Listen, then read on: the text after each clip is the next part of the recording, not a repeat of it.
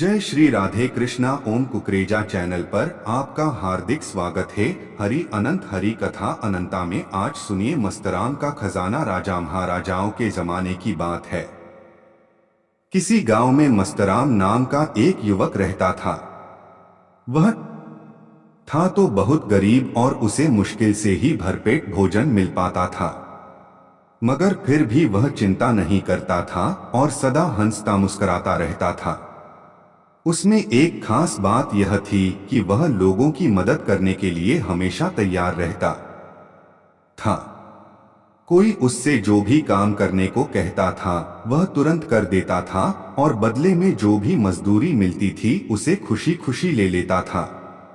बस यही उसकी आमदनी थी और इसी में उसका गुजारा होता था। एक दिन मस्तराम किसी धनी सेठ के यहाँ काम के लिए गया और सेठ उसके काम से बहुत खुश हो गए। उन्होंने खुश होकर मस्तराम से पूछा, भाई मस्तराम, मैं तुम्हारे काम से बहुत खुश हूँ। मैं तुम्हें इनाम देना चाहता हूँ। बोलो तुम्हें क्या इनाम चाहिए? मस्तराम ने मजाक मजाक में कह दिया कि सेठ जी, मेरे लिए ऐसी पोशाक बनवा दीजिए जिसे पहनकर मैं भी आप जैसा सेठ दिखने लगूं। मस्तराम की बात सुनकर सेठ हंसने लगे और फिर उन्होंने सचमुच ही उसके लिए एक कीमती पोशाक बनवा कर दे दी। उस पोशाक को पाकर मस्तराम बहुत खुश हुआ। घर जाकर खूब अच्छे से नहा धोकर उसने वह पोशाक पहनी और फिर लोगों को दिखाने के लिए घर से निकल लिया। घर से निकलने के बाद उसकी मुलाकात एक किसान से हुई। किसान मस्तराम की महंगी पोशाक देखकर कहने लगा, बड़ी कीमती पोशाक है, बहुत बड़े से सेठ लगते हो।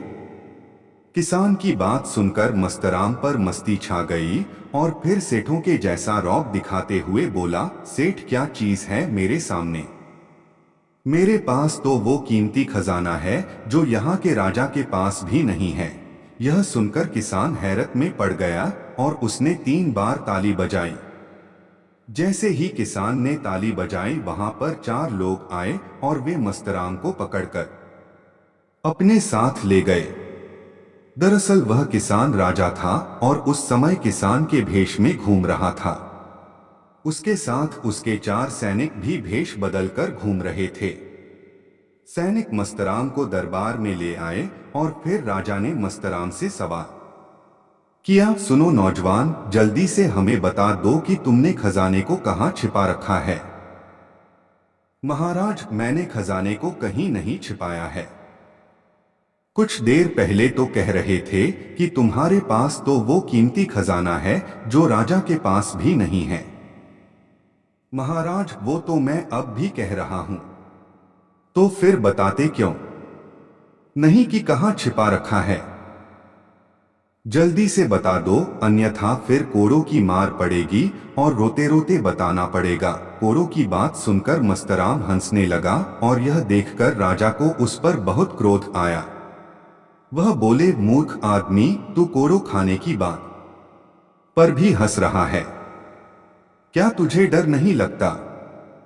इस बार मस्तराम हाथ जोड़कर खड़ा हो गया और बोला, क्षमा करें महाराज, सच में ही मेरे पास आपके और दुनिया के सब खजानों से कीमती खजाना है, मगर वह धन का नहीं बल्कि मन का खजाना है।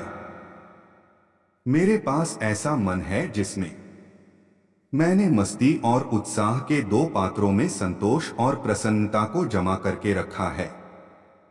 इसी कारण मैं कभी चिंता में नहीं पड़ता हूँ और हमेशा हर स्थिति में हंसता मुस्कुराता रहता हूँ।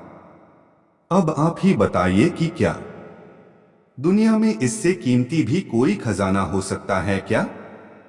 मस्तराम के इस खजाने के बारे में जानकर राजा को बड़ी खुशी हुई और बोले, मस्तराम, सच में ही तुम्हारा खजाना सब खजानों से कीमती खजाना है और तुम दुनिया के सबसे अमीर आदमी हो। जय श्री राधे कृष्णा।